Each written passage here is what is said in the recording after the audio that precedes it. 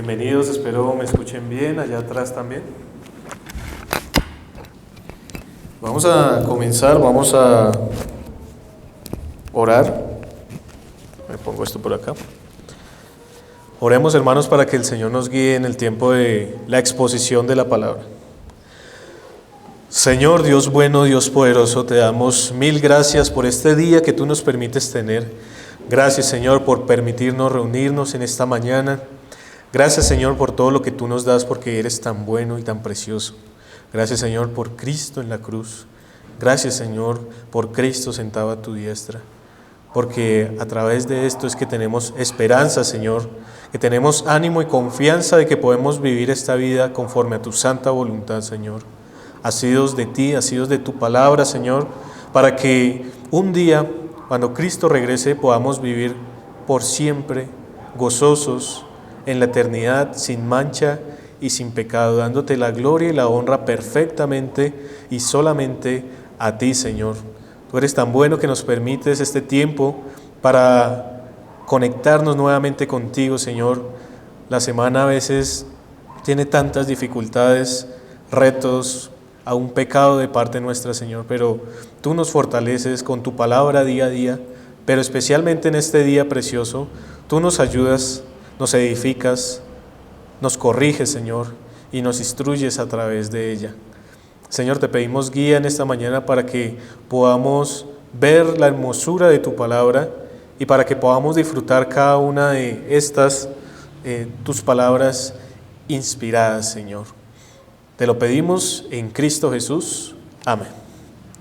Bien, mis hermanos, abramos nuestras Biblias en Juan capítulo 15.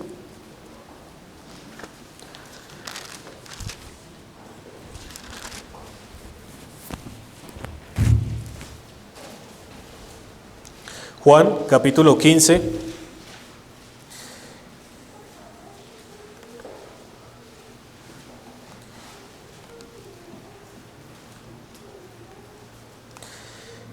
Y antes de leer el texto de esta mañana, imaginemos que a una persona le dicen que le queda un día de vida, solamente un día, imaginemos.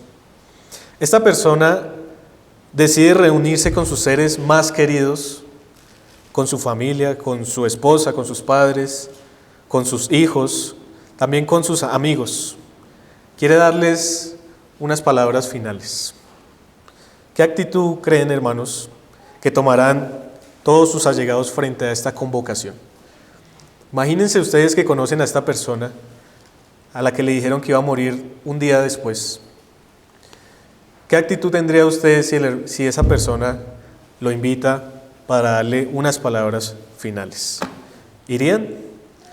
Por supuesto que sí. Pero además de eso, ¿creen que prestarían atención a todo lo que esta persona está a punto de decir? Aún más, ¿creen que procurarán cumplir cada uno de los deseos tal vez que esta persona tiene para decirnos a cada uno de nosotros?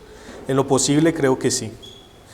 Pues en esta situación se encontraba el Señor Jesús con sus discípulos. Muy pronto iba a morir y Él lo sabía. Y este capítulo 15 nos deja ver y nos deja leer y contemplar las palabras que el Señor Jesús le dio a sus 11 discípulos antes de partir. Él ya sabía que iba a morir. Y probablemente, según los acontecimientos aquí, al otro día lo iba a hacer. Así que las palabras que vamos a leer hacen parte de ese momento intenso. Y creo que es importante, hermanos, que así como de pronto podemos imaginar una persona que va a morir y nos quiere decir algo, también pensemos en eso en esta mañana y escuchemos la palabra del Señor. Las palabras escritas por Juan aquí en el capítulo número 15 y lo que nosotros vamos a leer, que probablemente va a ser del versículo 1 al versículo número 6, nos van a enseñar algo. Lo que nos va a decir Juan aquí es que la unidad íntima y orgánica entre la vid y los pámpanos, que es un tema conocido por nosotros, por muchos de los cristianos, la unidad íntima y orgánica entre la vid y los pámpanos es la unidad espiritual que tiene Cristo con su pueblo.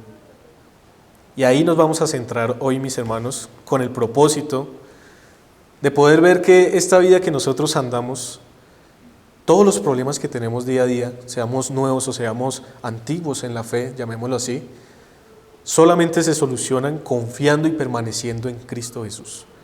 Entonces, les invito a que leamos la palabra del Señor y quisiera invitarles a que se coloquen un momento de pie para que la leamos.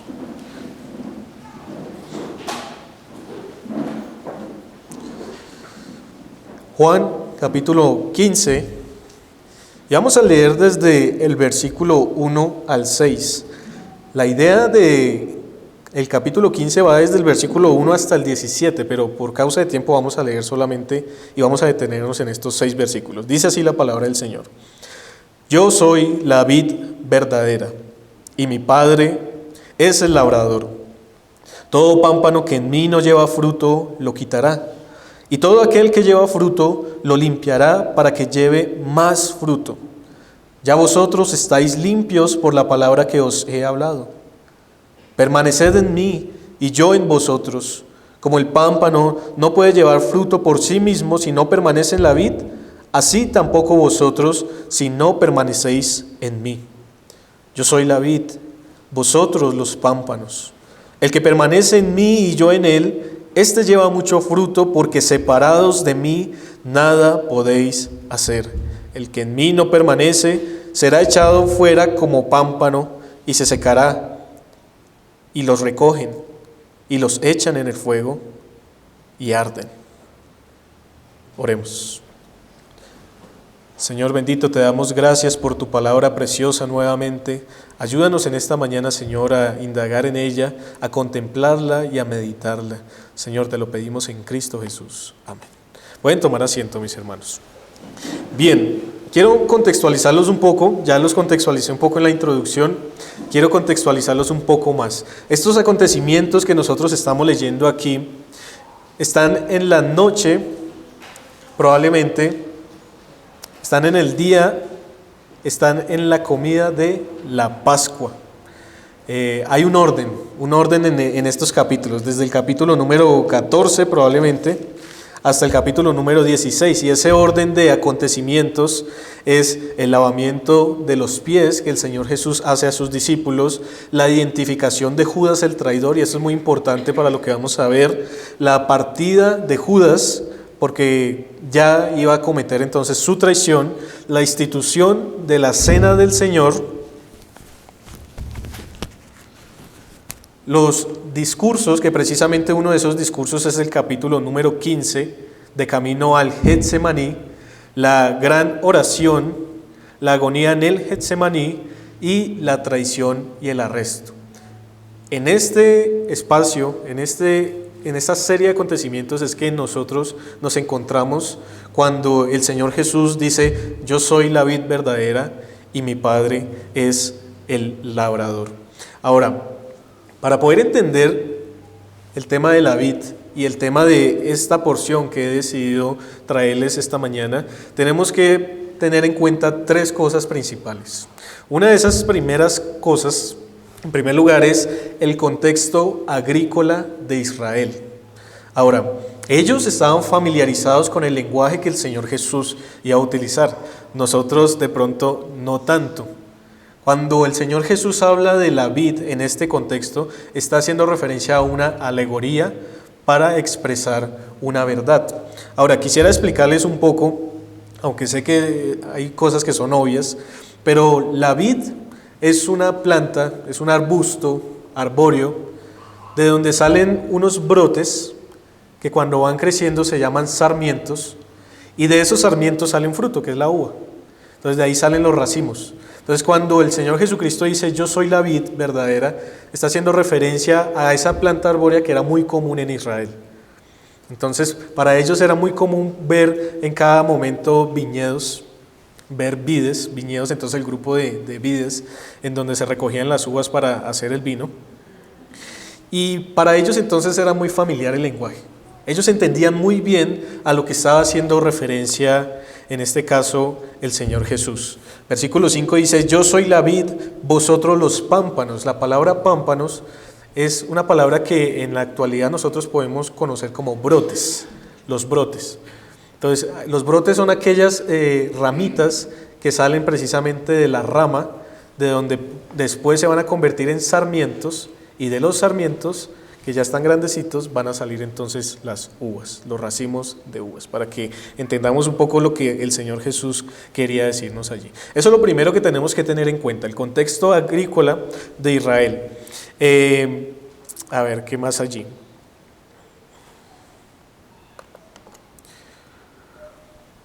Bien, el segundo aspecto que debemos tener en cuenta acá es el contexto en el que está el Señor Jesús y los acontecimientos que estaban ocurriendo. Algo que acababan de hacer, hermanos, en este momento era instituir la cena del Señor. Es decir, que ese fruto de la vid que estaban bebiendo para hacer memoria del Señor Jesús, de ahí en adelante, con esa institución, también es importante que lo tengamos en cuenta. Pero una tercera cosa también que debemos tener en cuenta acá es a Israel, porque a Israel se identificaba con la vid. Había unas monedas del tiempo de los macabeos, y en la moneda la representación de Israel era precisamente una vid. Y quisiera que viéramos algunos textos para ver cómo las Escrituras apuntaban a que Israel era esa vid. Salmo capítulo 80, versículo número 8. Salmo 80,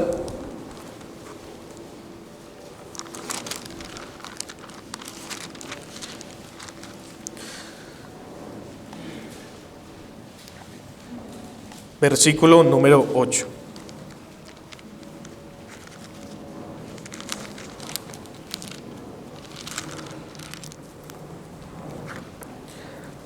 Dice así: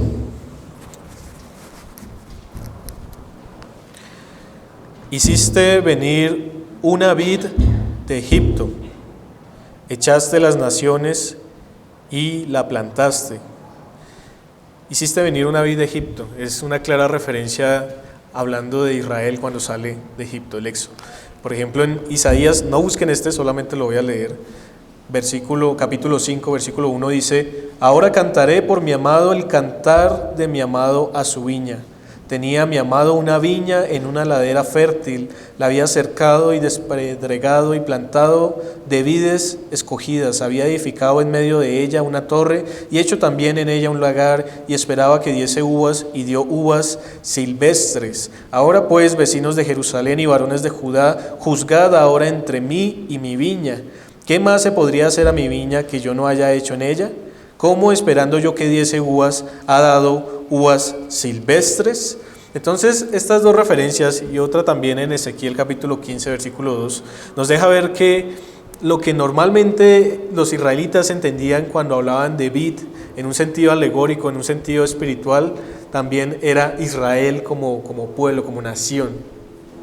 Ahora, teniendo en mente esas dos últimas cosas, que acababan de celebrar la cena del Señor y que habían sacado el vino del fruto de una vid, y que Israel era la vid en este contexto, podemos entender por qué el Señor Jesús ahora en Juan capítulo 15, versículo 1 dice: yo soy la vid verdadera. Yo soy la vid verdadera. Lo que Cristo estaba diciendo aquí de inicio era: la vid verdadera no es la vid de donde sacamos el vino para celebrar esta cena. La vid verdadera no es Israel, soy yo. Es la manifestación plena y completa de lo que conocemos, o de lo que conocían ellos y que nosotros ahora conocemos por la palabra, que es la vid. Entonces, Él es la nueva realidad. Él es la manifestación completa de las sombras y figuras que apuntaban precisamente al Hijo de Dios. Y esto es importante que lo tengamos en cuenta para lo que Él va a seguir enseñándonos. Dice el versículo 2: todo pámpano que en mí no lleva fruto, lo quitará, y todo aquel que lleva fruto, lo limpiará para que lleve más fruto. ¿Quién? El versículo 1 nos dice: y mi Padre es el labrador. Esto quiere decir que Dios, el Padre, es aquel que se encarga de santificar y aquel que se encarga también de arrancar aquellos que no son verdaderos pámpanos que den fruto. El ciclo biológico más importante de la vid es la maduración. Es importante que sus frutos puedan ser perfeccionados, puedan salir de la mejor calidad, pero es interesante, hermanos, que si ustedes van y miran cómo se hace esto, siempre se necesita de la mano del hombre para que esto pueda ser lo mejor posible. Y la manera en que el hombre hace perfeccionar ese fruto es a través de algo que se conoce como la poda, podarla.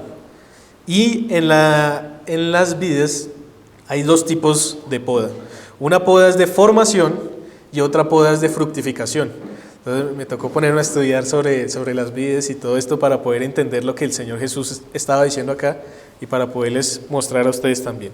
Resulta que del verano al otoño es la última etapa de crecimiento de las uvas. Y todos estos datos son importantes para relacionarlos con la vida del pueblo de Dios. Luego de esta etapa, en donde salen las uvas, viene la vendimia como tal. Pero entonces el versículo número 2 nos dice: todo pámpano que en mí no lleva fruto lo quitará, y eso lo vamos a ver más adelante, pero esta parte es la que me interesa ahora. Y todo aquel que lleva fruto lo limpiará para que lleve más fruto. ¿En qué consiste la poda, hermanos? Consiste en cortar aquellos sarmientos, o sea, aquellas ramitas que ya habían salido, que son estériles, pero también en quitar las hojas, el espesor que puede obstruir el crecimiento de las uvas. Ustedes pueden ir a el internet, por ejemplo, y ver cómo es este proceso. Y en este proceso entonces cogen unas tijeras especiales y empiezan a cortar los sarmientos. Y empiezan a podar toda esa vid que parece, desde mi perspectiva, parece que la estuvieran dañando. Parece que la estuvieran cortando por todas partes y echando a perder. Sin embargo, es un proceso que es necesario para que las uvas puedan crecer de la manera correcta.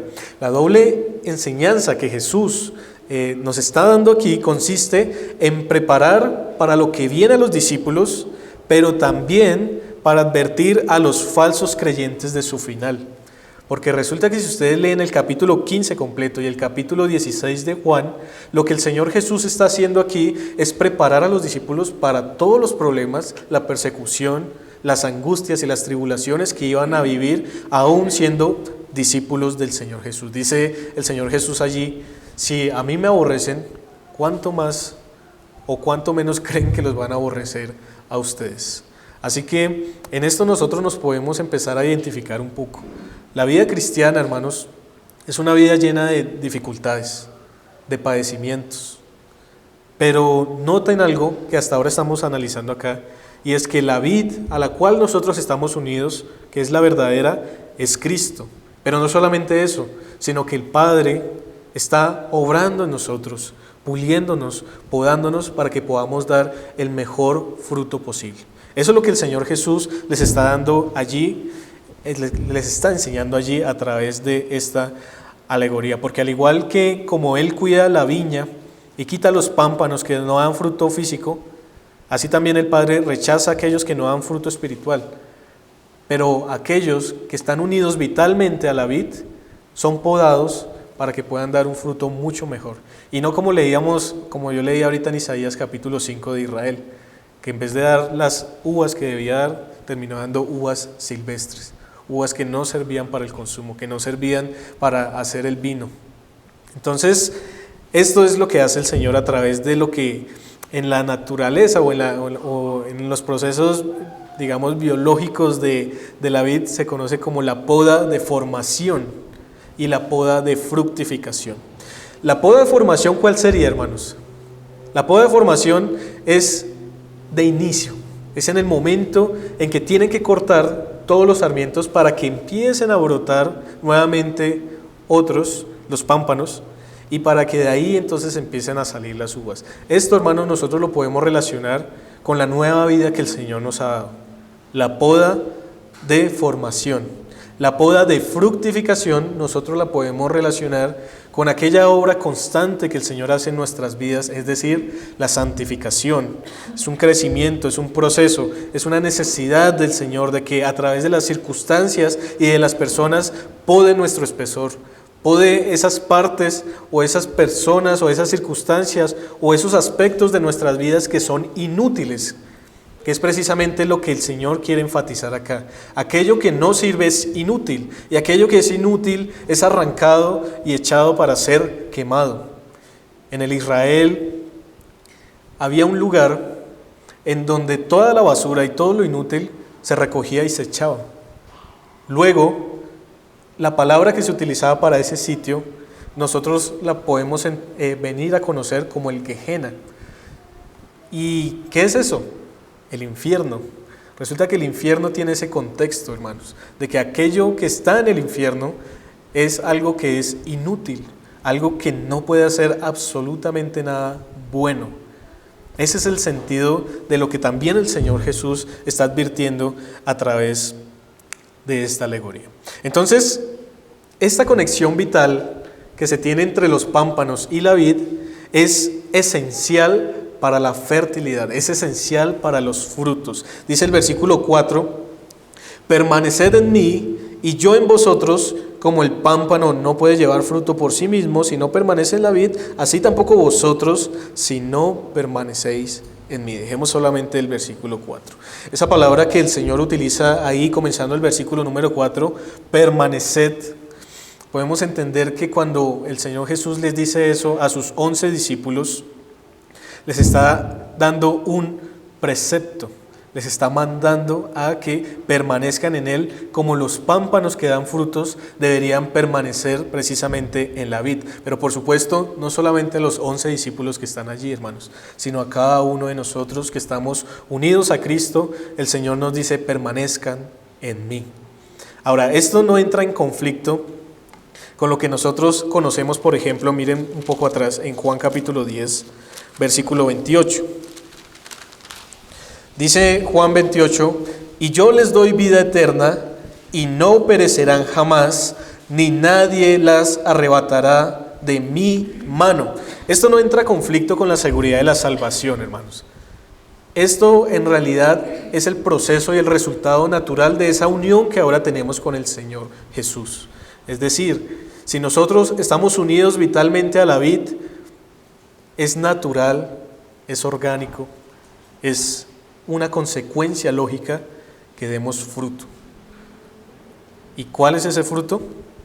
Bueno, la palabra nos habla de varios aspectos de ese fruto. Gálatas capítulo 5, versículo 22 nos dice, mas el fruto del Espíritu es amor, gozo, paz, paciencia, benignidad, bondad, fe, mansedumbre, templanza. Efesios capítulo 5, versículo 9 nos dice, porque en otro tiempo erais tinieblas, mas ahora sois luz en el Señor. Andad como hijos de luz, porque el fruto del Espíritu es en toda bondad, justicia y verdad. Y este texto, Hebreos capítulo 12, versículo 11, creo que da muy en el blanco de lo que el Señor Jesús está diciendo en Juan 15. Dice, es verdad que ninguna disciplina del presente parece ser causa de gozo, sino de tristeza, pero después da fruto apacible de justicia a los que en ella han sido ejercitados. Y noten la relación que Hebreos 12 tiene con Juan 15. Cuando hablamos de la poda y de ese corte, aun cuando uno lo ve, eso no se ve agradable. Parece que estuvieran destruyendo la pobre vid. Y creo que cuando hablamos de esa poda que el Señor hace en nuestras vidas, es a través de esas circunstancias, de las personas, de la disciplina que el Señor pone en nuestras vidas para corregirnos, para que podamos ser conformados a la imagen del Señor. ¿Y quién quiere ser disciplinado? Ninguno de nosotros. ¿Quién quiere ser podado? Creo que ninguno de nosotros. Sin embargo, aunque es algo que es fuerte, que es doloroso, no deja de ser beneficioso y no deja de ser útil para la vida cristiana. Es necesario, hermanos, que pasemos por muchas tribulaciones para que podamos seguir creciendo y aprendiendo en el Señor. Cada una de las situaciones que ustedes viven, hermanos, y que yo vivo, sea de enfermedad, sea de tristeza, sea de depresión, de angustia, sea de pecado, problemas financieros, etcétera, todo eso el Señor lo ha permitido para que seamos podados a través de eso y que a través de eso podamos seguir creciendo y siendo conformados a la imagen del Señor y recibiendo la paz del Señor y teniendo esa unión vital con Cristo podamos descansar en Él. Así que cada una de esas situaciones que ustedes viven, mis hermanos, y que yo vivo, las vamos a seguir viviendo toda nuestra vida, porque es necesario que seamos podados y porque es necesario que a través de todas estas circunstancias nosotros demos un fruto apacible de justicia, un fruto que son ese racimo de uvas delicioso que se puede ver en una viña, y esas uvas deliciosas son la bondad, la justicia, la mansedumbre, la templanza, etc. Así que eso es lo que el Señor Jesús le está diciendo a sus discípulos cuando dice: yo soy la vid, vosotros los pámpanos. Cuando dice: yo soy la vid verdadera y mi Padre es el labrador. Pero también no solamente habla a sus discípulos, sino habla de aquellos pámpanos que son inútiles, aquellos pámpanos que no sirven para nada, que están ahí unidos a la vid, pero en realidad no están unidos a la vid, que no tienen esa conexión vital, que no tienen esa vida de la vid, que parecen que van a dar fruto, pero que así como Israel dio frutos silvestres, así también ellos lo dan, algo que es inútil, algo que no sirve para nada.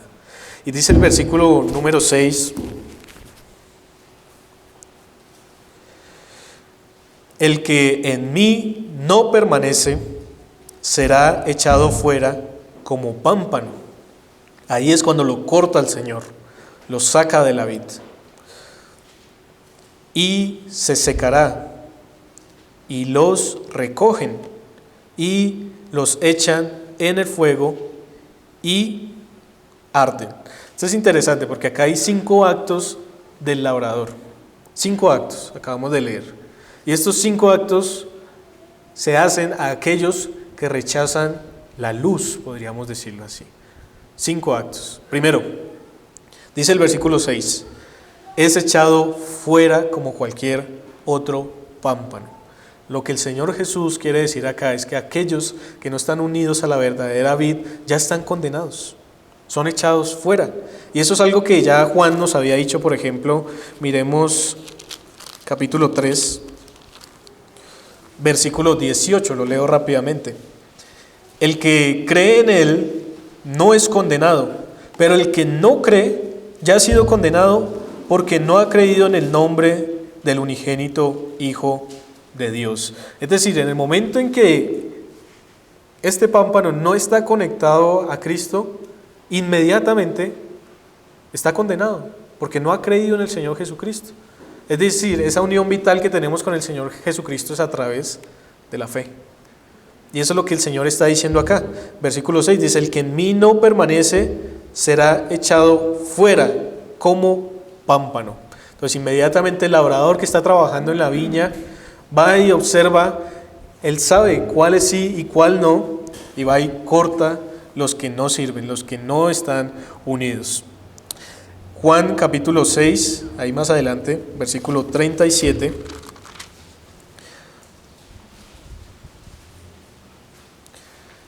Noten aquellos pámpanos que dan fruto aquí. Dice: todo lo que el Padre me da, vendrá a mí, y el que a mí viene, no le echo fuera. Entonces acá está el contraste. Aquellos que vienen a Jesús, el Padre, que es el labrador, no les echa fuera. Pero aquellos que rechazan a Jesús, que no creen en Cristo Jesús, son cortados, son echados fuera, son apartados. Eso es lo primero que nos dice el verso número 6 del capítulo 15. Lo segundo es que es aquel que ha sido cortado se seca. ¿Y cómo nosotros podemos entender eso de que se seca? Bueno, es como una planta, podemos poner la ilustración. Cuando usted le corta una hojita o una ramita a una planta que tenga usted en su casa o en algún sitio, ¿qué pasa? Empieza a marchitarse, empieza a secarse.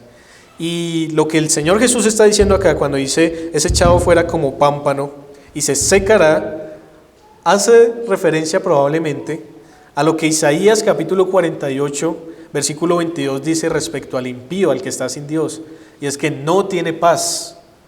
Eso es secarse. A lo que Joel capítulo 1 versículo número 12 dice, cuando se seca no hay gozo, no hay alegría.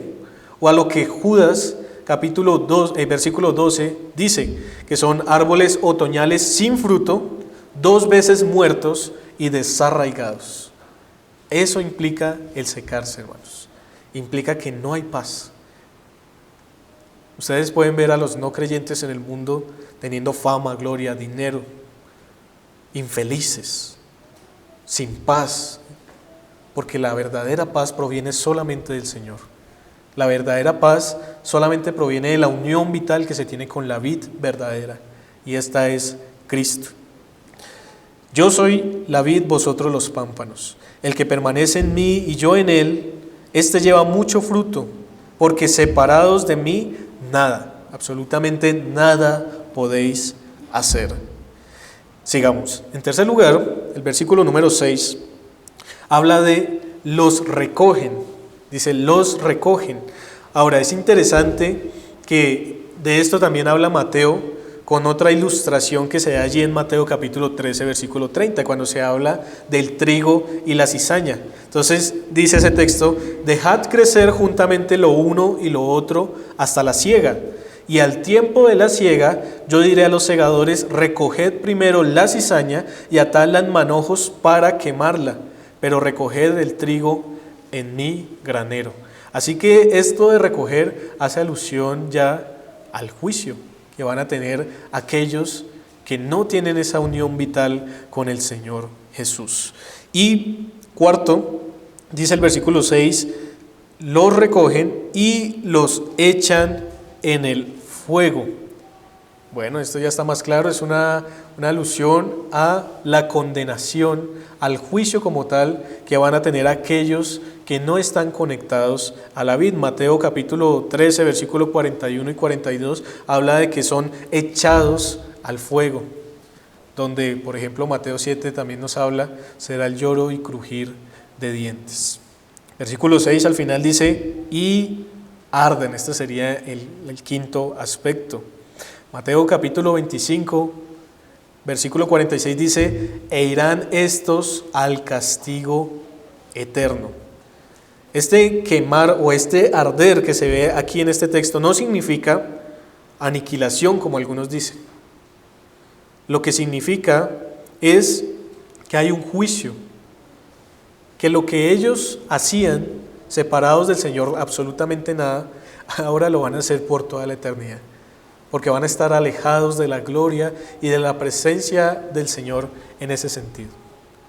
Cuando hablamos de fuego, hermanos, tengan en cuenta que cuando hablamos de infierno y cuando hablamos de fuego, no estamos hablando de un fuego literal. Estamos hablando en relación a lo que les decía al principio del Gehenna. O sea, ese lugar de basura en donde se prendía esa basura y había un fuego continuo. Pero eso lo que nos deja ver es el símbolo como tal de la condenación eterna. No es que vaya a haber un fuego eterno que nunca se apague, sino es el sufrimiento de estar apartados del Señor por toda la eternidad. ¿Recuerdan cuando la palabra dice, si tu ojo pecare, sácalo de ti? Porque es mejor entrar a la vida sin un ojo que irnos completos al fuego eterno. El ojo que se debe sacar no es literal, y el fuego tampoco lo es, hermanos. Lo que el Señor Jesús está enseñando es sobre una vida santificada, una vida apartada del mal. Porque si continuamos y permanecemos en el mal y no en él, probablemente no seamos pámpanos que produzcan un fruto verdadero. Y si no producimos frutos, va a venir el labrador y va a cortar ese pámpano y lo va a echar y se va a secar, y después lo va a recoger junto a los otros pámpanos inútiles y los va a tirar al fuego, y en el fuego van a arder. Eso es lo que el Señor Jesús nos está tratando de mostrar aquí en este texto. Así que, mis hermanos, la vid verdadera es Cristo. El Padre es quien da crecimiento en el Señor Jesús. Solamente en Cristo, hermanos, como los pámpanos unidos a la vid, podemos vivir verdaderamente. Aquel que no está unido a Cristo será cortado y echado al fuego. Y antes de finalizar, quisiera hacer algunas aplicaciones que nos pueden ayudar a contemplar lo que el Señor Jesús está diciendo aquí. A la luz de esta bella verdad, hermanos, en primer lugar, debemos consolar nuestros corazones. El Señor no solo nos ha salvado, gloria a Dios por eso, sino que sigue con nosotros en cada paso que damos. Nosotros no podemos pensar como cristianos que el Señor Jesús nos salvó, y aunque eso es tremendamente inmenso, hermanos, en su gracia el Señor no solamente nos salvó, sino que nos guarda día a día, nos ama en constancia, constantemente. Dios en su gracia nos capacita para que vivamos esta vida. Por eso es que Pablo dice, ya no vivo yo, mas vive Cristo en mí. Y lo que ahora vivo en la carne, lo vivo en la fe del Hijo de Dios, el cual me amó y se entregó a sí mismo por mí. Nuestras vidas, hermanos, no son vidas solamente de me salvé y ya. Son vidas en gratitud. Son vidas de servicio y de respuesta a esa grande salvación que hemos recibido, única y exclusivamente por la gracia de Dios. Y por eso es que nosotros respondemos. Y por eso es que nosotros perseveramos, permanecemos, para dar ese fruto digno de arrepentimiento. Pese a las dificultades económicas, porque muchos las tenemos, aún en esta época, aquellos hermanos que están sin empleo, por ejemplo, aquellos hermanos que tienen incertidumbre de lo que va a ser su futuro, tal vez aún de deudas que se puedan tener por una u otra razón, permanezcamos en Cristo, hermanos. Confiemos en Él y Él dará algo: paz, alegría y vida abundante. Nosotros no necesitamos más dinero, hermanos. Nosotros no necesitamos más proyectos, más propiedades.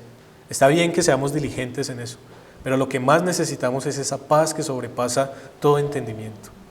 Entonces, cada dificultad que usted tenga, mi hermano, sea en su hogar, sea en su trabajo, en donde sea al futuro, sea ya, descanse en el Señor, permanezca en el Señor, conectado vitalmente a esa vid verdadera.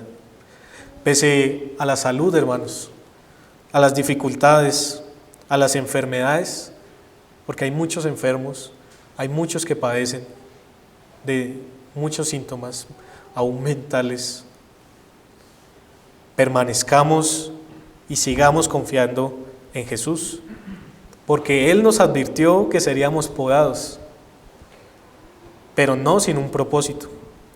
Y ese propósito es que seamos conformados a su imagen, a la imagen de Cristo. Entonces, cada una de las enfermedades que cada uno de ustedes padece, que yo padezco o que padeceremos algún día, son permitidas por el Señor para que podamos ser podados y debemos dar gracias aún en medio del lloro, de la tristeza que conlleva esto, del dolor que conlleva, porque todas las cosas ayudan a bien a aquellos que aman a Dios. Dice 1 de Pedro capítulo 4 versículo 12, amados, no os sorprendáis del fuego de prueba que os ha sobrevenido, como si alguna cosa extraña os aconteciese, sino gozaos por cuanto sois participantes de los padecimientos de Cristo, para que también en la revelación de su gloria os gocéis con gran alegría. Permanezcamos en Él, amados hermanos. Pero también quisiera hablar a los no creyentes, aquellos que no están conectados a la vida. Todavía hay tiempo para los que no se han arrepentido. Todavía hay tiempo de arrepentirse de sus pecados y de confiar en el único que puede dar vida. Esto es Dios en Cristo Jesús. La muerte entró por un hombre, por Adán, pero por otro hombre, Cristo, vino la salvación. No hay otras vidas, hermanos. No hay un viñedo fuera del Señor. Para vivir verdaderamente, debemos arrepentirnos de nuestros pecados y confiar completamente en el Cordero de Dios, el Cordero de la Pascua, en el pan de vida, aquel que se partía para celebrar la cena y que se parte hoy, y en la vid verdadera, de donde se derramó esa sangre preciosa para redención nuestra. Y por último, hermanos, recordemos que sin Cristo no hay nada útil para hacer. Todo lo que somos, lo somos en Cristo, la vid verdadera.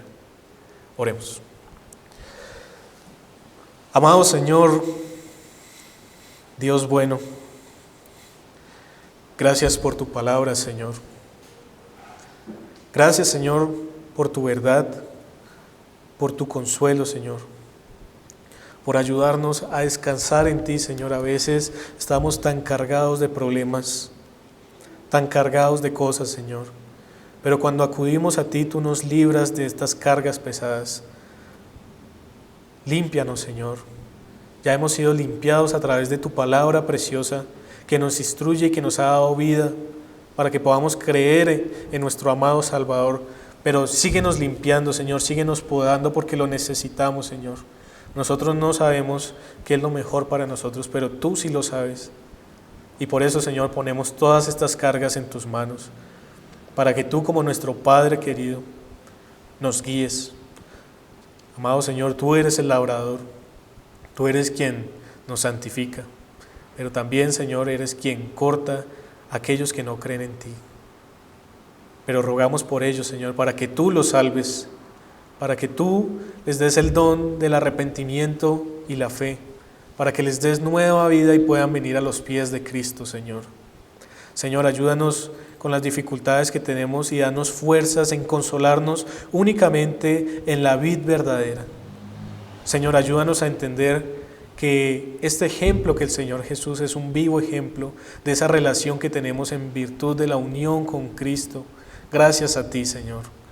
Señor, ayúdanos, anímanos, fortalécenos en medio de las dificultades y que podamos dar el fruto verdadero, un fruto lleno de amor, de paz, lleno de mansedumbre, el fruto de tu Santo Espíritu por medio del cual obras en nuestras vidas. Señor, tú eres bueno y en Cristo Jesús oramos. Amén.